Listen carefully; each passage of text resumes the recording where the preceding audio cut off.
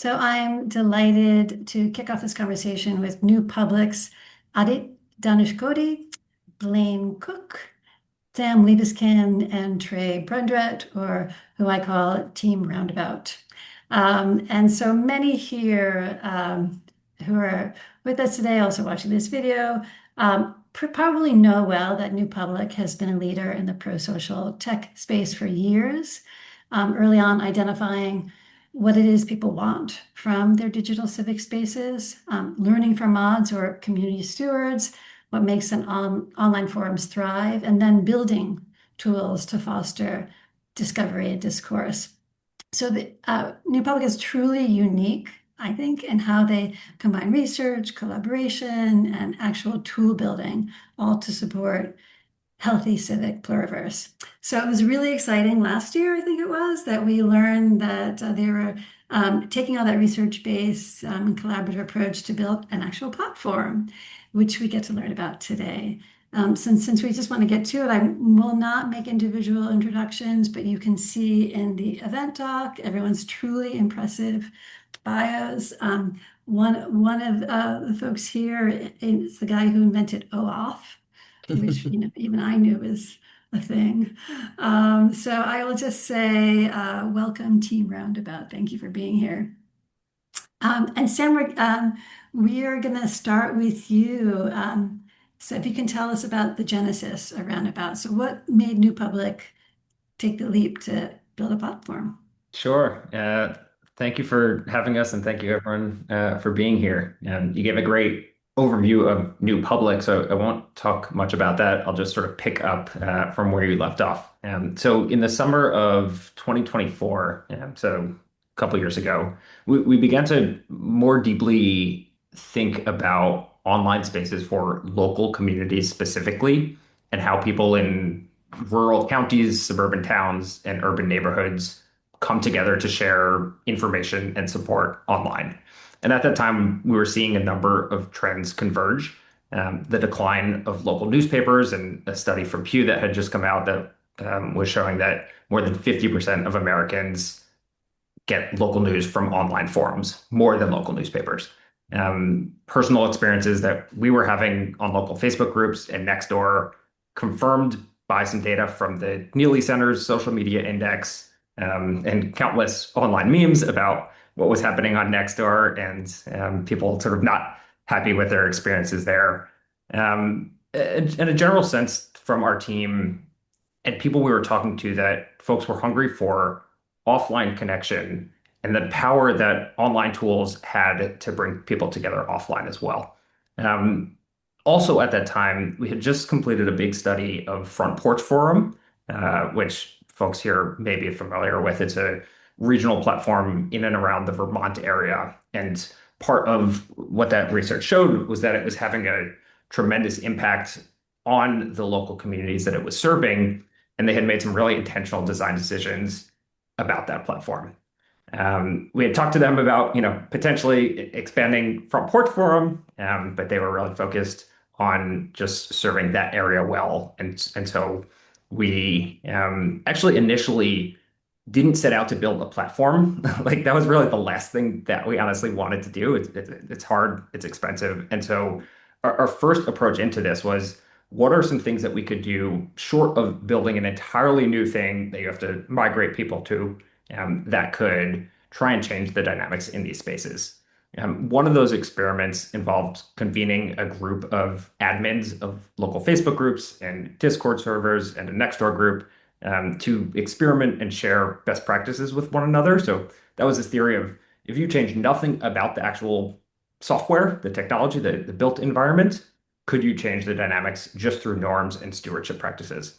Another that Audit ran was focused on sort of building or hacking on top of existing platforms. And so more specifically, that involved helping admins of local Facebook groups turn content from the chaotic algorithmic feeds that they had no control over into well-organized weekly email roundups. But both showed promise and reinforced the importance, this theory that we had around human stewardship work, but ultimately both hit barriers, that the stewards, the admins of these groups, were too far removed and had no control over the enshittified, profit-driven technologies that they had set up camp on top of, that they were building these spaces on. And they told us, like, we're doing all of these things, but it feels like we're pushing a rock up a hill. And so at that point, we decided it probably makes sense to build something new. Although, as Blaine will talk about, new is relative. It wasn't entirely from scratch. To build something with different incentives, with a pro-social spirit, that put more power into hands of local people. Around that time, Trei Blaine, our head of research, ECTA joined, our head of community Hayes joined, and a handful of other folks. Our team is now about 9 people. And we're currently working with local stewards in 5 communities: Lincoln County, Wisconsin, Lancaster, Pennsylvania, North Chattanooga, Tennessee, Burlington, North Carolina, and Richmond, Virginia. We've been running small pilots since the beginning of this year, so just about 3 months. Tremendous. Um, so Trey, turning to you as the lead architect, so can you tell us, how do you build a pro-social local community platform from the ground up, and really focusing on whether like the essential principles and building blocks to do that? Well, the first thing you do is you join New Public to do that work. You don't go and do it yourself. So that was my genius move from the start. Um, and I mean that seriously, actually, which is that uh, when I was I had spent a bunch of years building a media company called Vox Media and left and was looking for mission-oriented work, was working with nonprofit news organizations. Um, and as I was looking at what was sort of happening at the local level around the challenges across the country, kind of news deserts and information gaps that were emerging out of that. As Sam mentioned, I was really drawn to research about actually how user behavior was shifting, where people were getting their local news in these social groups and small groups. There was also some really great research done by FT Strategies and Northwestern and Google, this project called NextGen that was exploring kind of news behaviors globally amongst in news attitudes amongst young folks, and a lot of the similar types of signals about where people were going, and there was a lot of focus on kind of collective sense making that people were trying to do around local information and working together around it. And so the really the answer is that, really starting with great research. I was working on a startup on my own, and I kept running across this New Public research. I knew some of the folks over there, and it felt like, they had already done a lot of really important work. So you don't start from scratch. You stand on the shoulders of, everybody who's, come before you, and put a lot of thought and work into testing and experimenting, the work that Sam was mentioning. And where that really led was, I think, in 2 places that were really compelling in terms of the way that we're approaching Roundabout. I would say the first is that um, what Sam mentioned is around stewardship. Um, these folks who are giving their time and energy, to really thinking about how they set norms in spaces and how they're facilitating productive and healthy conversations. New Public had already done a lot in the local lab that I joined. This team was already doing a lot of experimentation of, uh, how you could build tools to empower those people. And so, that research is obviously talking to folks, but the other thing is really compelling, I think, that is a practice that I was just really impressed with how deeply the New Public team was already working, is really thinking about co-design with those stewards, and really understanding what their day-to-day experience is, what are the challenges. Of course, these were on big tech platforms where they're sort of in a reactive mode, and they're really kind of on the back foot. They're not necessarily always empowered or recognized.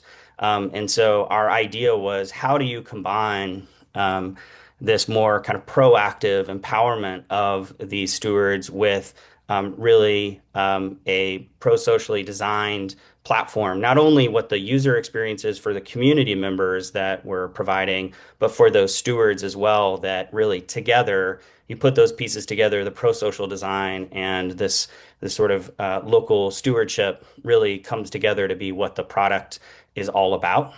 And that together, the practices and the product are really what makes our approach to Roundabout.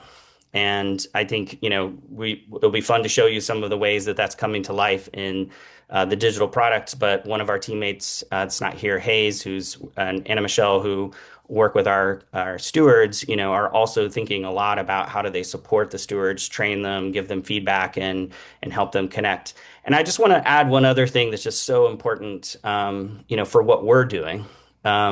Which is, we are really focused on how our product can ultimately increase social trust at the local level. What are all of the ways that we're serving these information needs, but also creating connection between neighbors. What that requires is being grounded at the local level. And these local stewards really understand what's happening in their communities, and they are bringing people into this process with them. And we can, not only do research and be, talking with these folks, but co-designing with them what these products, what the products, the practices are that can help them, empower them in their communities to live, a thriving life in their local community. So I'll pass it off, but those are the things that kind of are really animating our work and what you'll see from us. Thank you for that process orientation. And you probably saw there were lots of clapping hands. I think when you're talking about trust, community trust, and also like the vital role that these stewards play in building that. Now I think we get to look at some product. Or Adit, can you show us like what that all builds into? Maybe some of the key design choices that you all made. Yes, sure. Okay. With limited time, I could talk about any one of these features at length for a long, long time. But given our short amount of time, I'm going to try to really run through these at the kind of high level. So the app kind of starts at this highlights homepage, which is a steward curated space that aims to give community members a way to stay up to date with the most important things going on in their community without kind of that endless scrolling through an enshittified algorithmic maze. We're really thinking about how to organize content in a way that gives people value, not trap people in like an addictive cycle of like coming back here. And so there's definitely this balance of making this place an engaging place for people to come to, but specifically because there's really useful information here, not because it just feels addictive and that you have to scroll forever. The next piece on kind of the next tab is our feed. In many ways, this isn't just a standard online forum, but we've designed it ground up for local communities. One of the things to notice here is at the top, we have 6 to 8 content topic buckets, allowing people to dive into the areas they care most about. One of the things we're finding in our research is just that different people have really different information needs, and a single feed doesn't really serve everyone. Doesn't serve everyone. And so by kind of defining some of these key topic buckets, we help people find the information that is most important to them. And it also kind of helps to set norms around what kinds of stuff you can expect to find here. So we can kind of really not just make this a free-for-all open-ended space, but really try to design it towards particular information needs. The next piece is local guides, which is you can kind of think about it like a local Wikipedia that is built over time from conversations happening in the group. People want to find ways to find and share information, But in today's spaces, people are asking the same questions over and over again, which causes frustration for the people who have seen those questions been answered over and over again. But you still want this act of kind of building something together. And so our idea around building these guides out of the community helps to create evergreen content and kind of grow the community over time as conversations happen. The next piece is the event calendar. With our event calendar, we're focused specifically on sharing and promotion. We want our event calendar not just to be more about sharing events, not just something or like an official calendar for organizers. And so we're thinking about ideas around scanning flyers around town. Finding anyone who finds a cool event should add it to the calendar. It should be more in that spirit than in the spirit of often local calendars are owned by an organization who decides what gets to go on there or what doesn't get to go on there. And this is intended to be a more kind of collective community calendar. And another reason we're really interested in the calendar is because it can drive offline activity. And we found towards that goal of social trust, what we found in the research is the fastest way to kind of superpower social trust is for people to meet in person.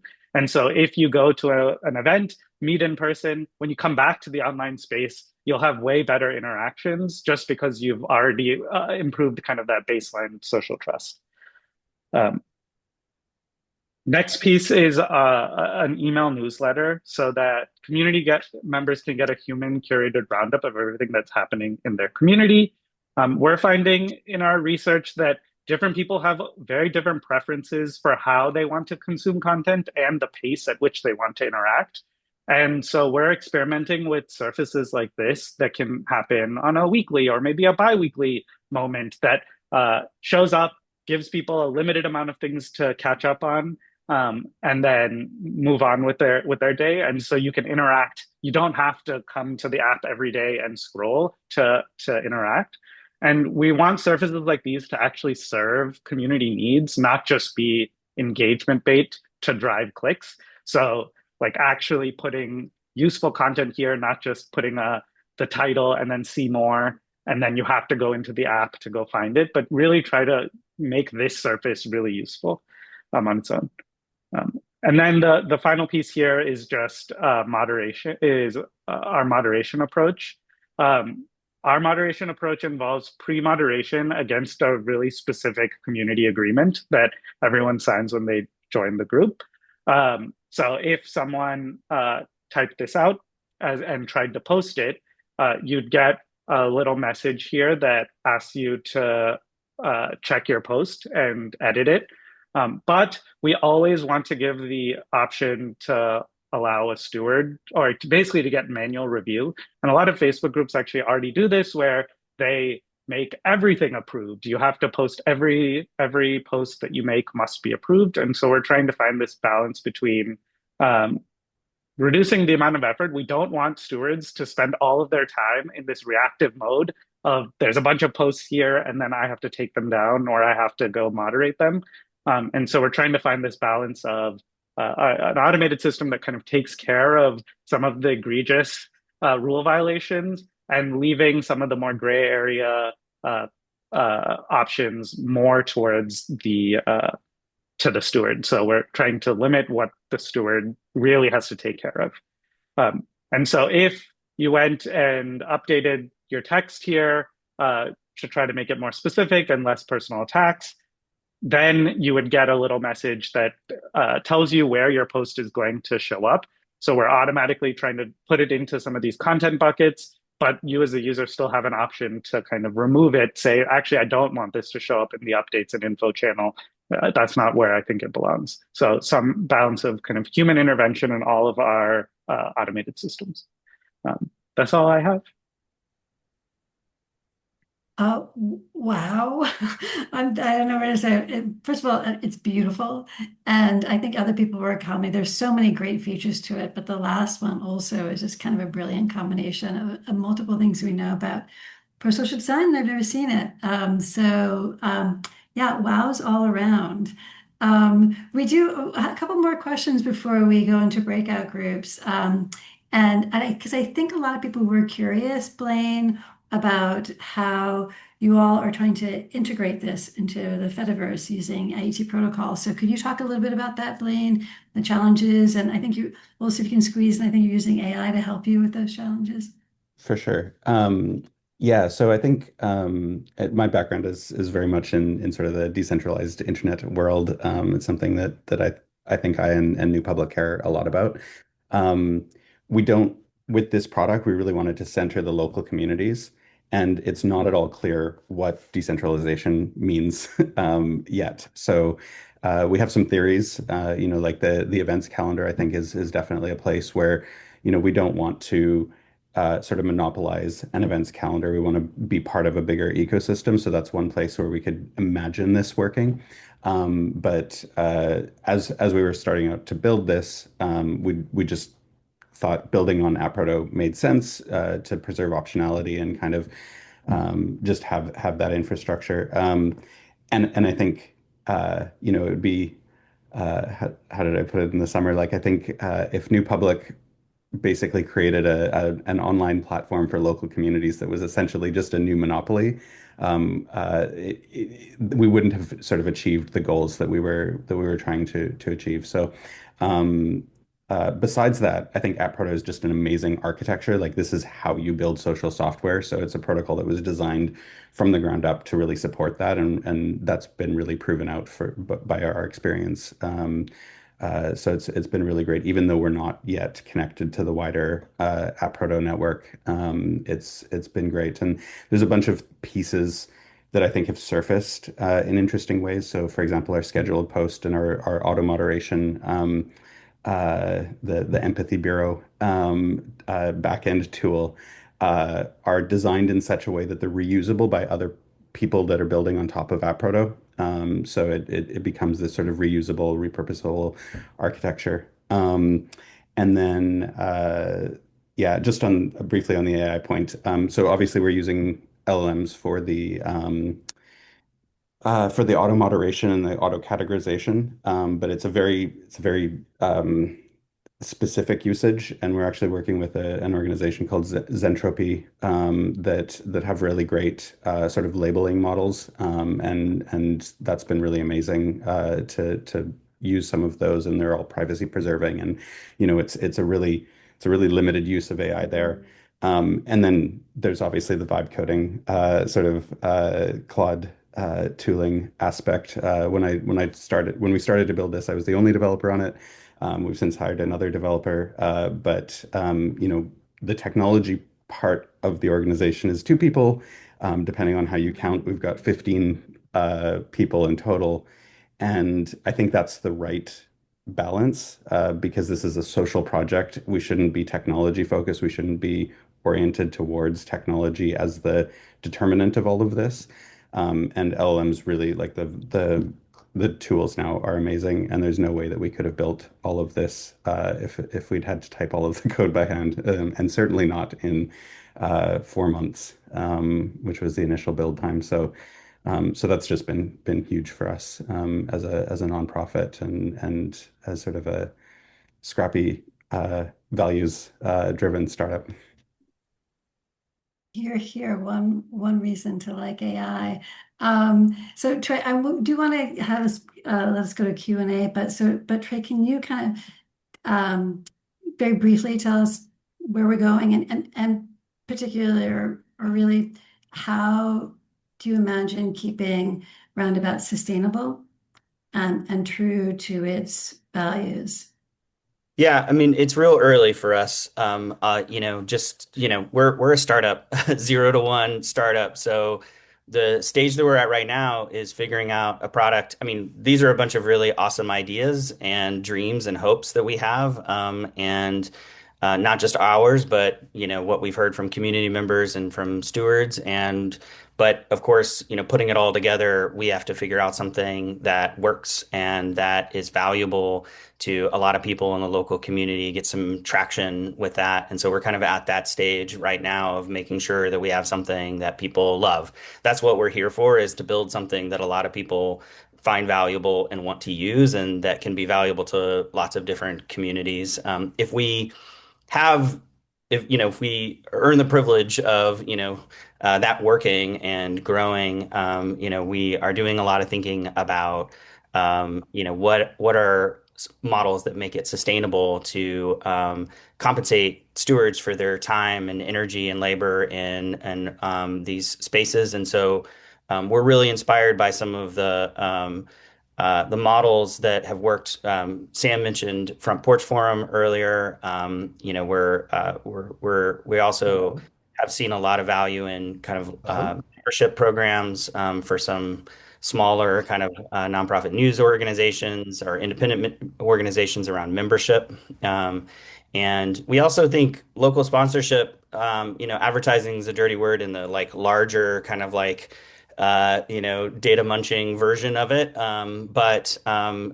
We think that, small business owners are parts of the community. They're often leaders in the community. And, we like the idea of like sort of the hardware store sponsoring the Little League team, or, the local bodega, like, being involved with like making sure there's nets up in the basketball court. So those are the things that we're thinking about. How can we make that type of model work for Roundabout and to support the stewards?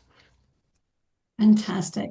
Well, I'm going to close out our formal interview and we can go to Q&A. Let me stop recording.